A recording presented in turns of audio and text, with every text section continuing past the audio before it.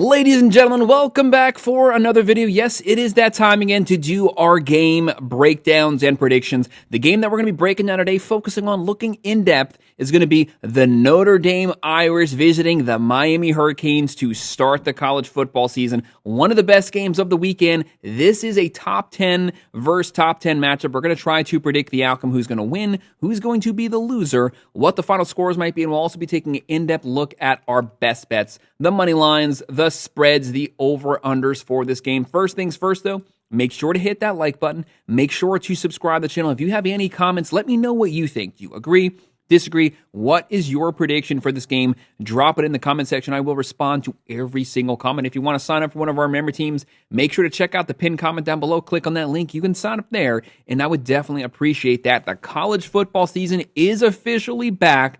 As of this past weekend, we are so happy. We've been waiting a very long time. We're going to have football every single weekend for months going forward. It's a beautiful, lovely thing. An NFL season just around the corner. We go over every game for all the teams, college football, NFL. We do predictions. We do best bets every single week. If you're a sports fan, a football fan, make sure to like and subscribe to the channel. So the Miami Hurricanes and Notre Dame, one of the better rivalry games. We don't get to see it that often, but these teams, they go back a little while. They hate one another. The fan bases, they loathe one another. Us football fans, we just love watching some good football, and we love seeing teams that have a history getting to battle it out. You have Notre Dame coming all the way to South Florida to play Miami. It's going to be hot. It's going to be humid. Will the Hurricanes be able to use that to their advantage? This is a top 10 on top 10 matchup Sunday, August 31st, 7:30 p.m., ABC. Notre Dame number 6, Miami number 10.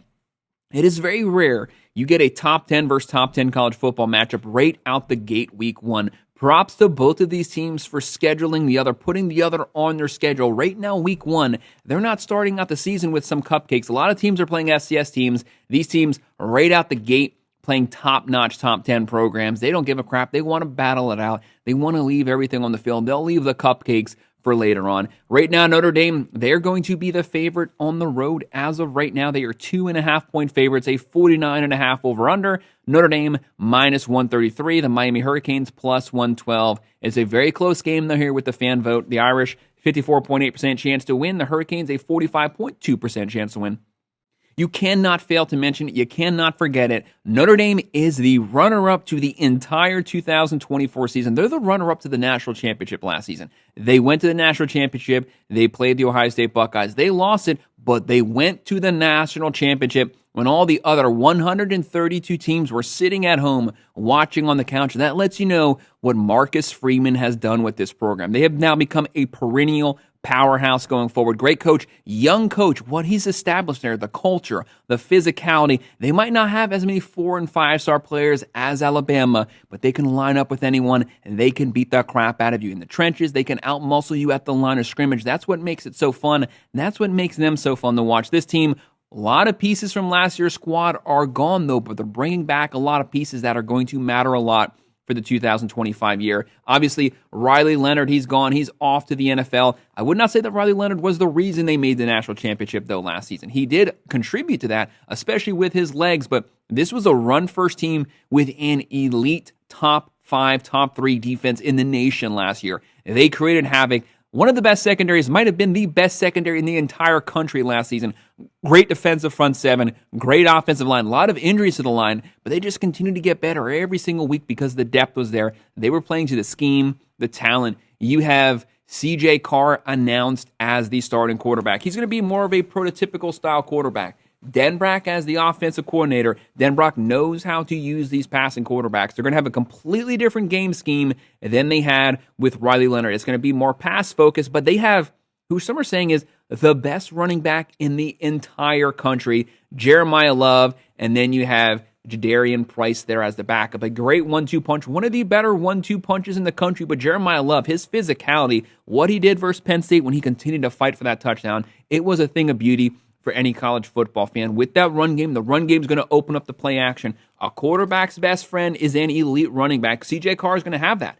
But this is a young guy getting his first reps in a college game versus the Miami Hurricanes on the road, a top 10 matchup in Coral Gables with a hostile fan base. I don't care what the Notre Dame fans say. They'll say that there'll be no Miami fans there. Remember when you went to Miami back in 2017, 2018? There were Miami Hurricanes fans there. It was rabid. It is road, but Notre Dame doesn't care. They'll go on the road and they will play anyone, and they will beat you in your own house.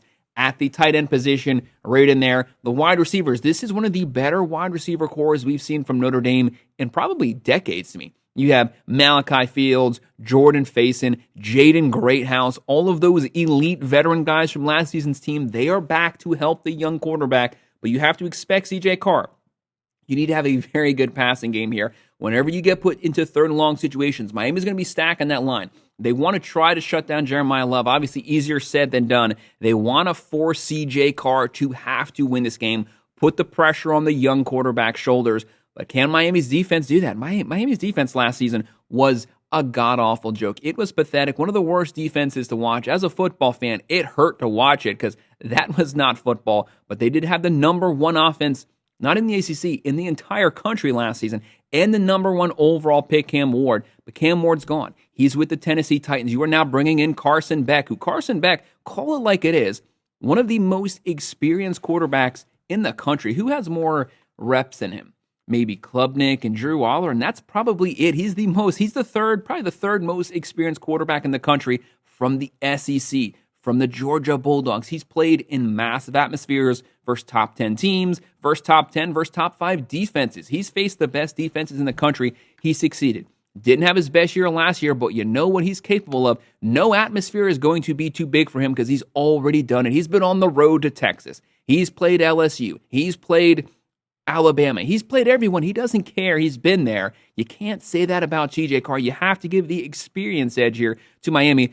But obviously Beck, with having hurt his arm last season, didn't get to play spring football, only got to get some summer reps. He has not been in this scheme very long. That might hurt him here. Miami lost their top 5 pass catchers from last season. You have to say that. That's a massive deal here. Still a lot of talent here, but unproven talent on the field. Young talent here, but at least they have the veteran quarterback. Miami with the running back situation.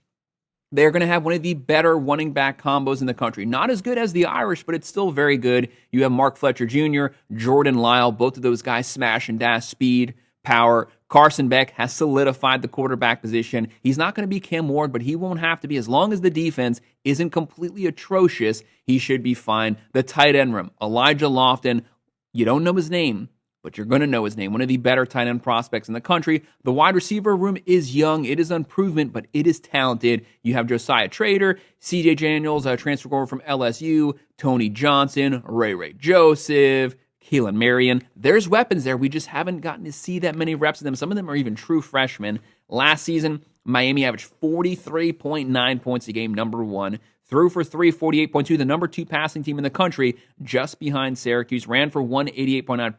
Pretty balanced team, averaging just under 600 yards of offense per game, but they gave up 25.3. It was pathetic. Really good rush defense, great front seven, a lot of first-rounders on this team. Miami, I will say it, they have a top 5 offensive line. They have 5 guys that might be playing in the NFL that might all get drafted this season. They have 2 that are projected to be first-rounders. This team is talented. People always say, Miami doesn't have the talent. Have you been paying attention to recruiting? Have you seen where the recruiting rankings have been? Top 10 every season under Cristobal, top 5 a couple seasons, top 10, top 5 every season in the transfer portal. The talent's there, but you also have to say Notre Dame has a talent. I hate when people say Notre Dame is not talented and they don't play anyone. Notre Dame is extremely... They just went to the national championship. They just went through a gauntlet of a playoff schedule, beat the crap out of everyone, lost the Natty, but at least they went there when your team probably didn't, and they've been physical at the point of attack. This game's going to be so much fun.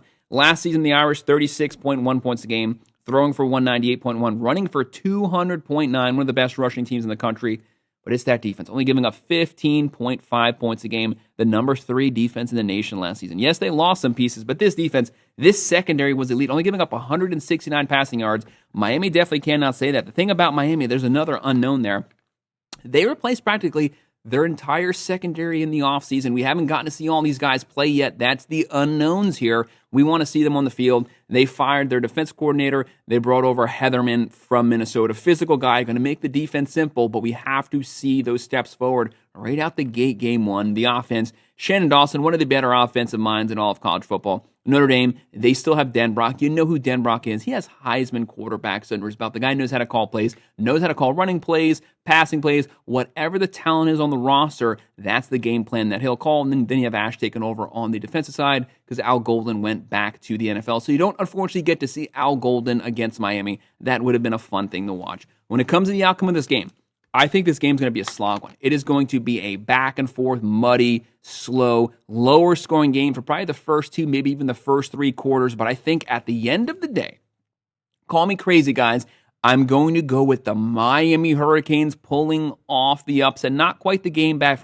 in 17 or 18, but this game, Miami wins it 27-24. If the Irish win it, would I be surprised? Heck no. In no way whatsoever. The Irish, to me, they are making the playoffs. Check out my Irish predictions video. I have them making the playoffs and making another run at the national championship. But game one, CJ Carr, to me, it's a lot to ask him to go on the road and beat Miami, a top 10 team on the road. I think he will get better every single game after this. This is a foundational piece. He'll learn a lot from this, and he'll be better. If he faces Miami again for some reason, let's say in the playoffs, let's just say, it would be hard for Miami to beat them twice because CJ Carr will then be showing his true potential. But it's a lot to ask him right out the gate to just showing it. I have to go with Carson Beck, the veteran game one. If the game is on the line, one drive, he should be able to win the game and make the smart decisions. If it's CJ Carr, he can do it. Yeah, there is talent there, but it's a lot to ask. I have Miami winning it 27-24, going with the +2.5, and I'm going to go with the over. Guys, that's our breakdown for the Notre Dame Miami Hurricanes game. Make sure to hit that like button. Make sure to subscribe to the channel. If you have any comments, by all means, drop them below. Do you agree? Disagree? What are your thoughts on this game? What are your predictions today? Leave it in the comment section. I will respond to every single comment. If you want to sign up for one of our member teams, make sure to check out the pinned comment down below. Click on that link. You can sign up there, and I would definitely appreciate it. And, of course, as always, thank you guys for watching, and have a good one.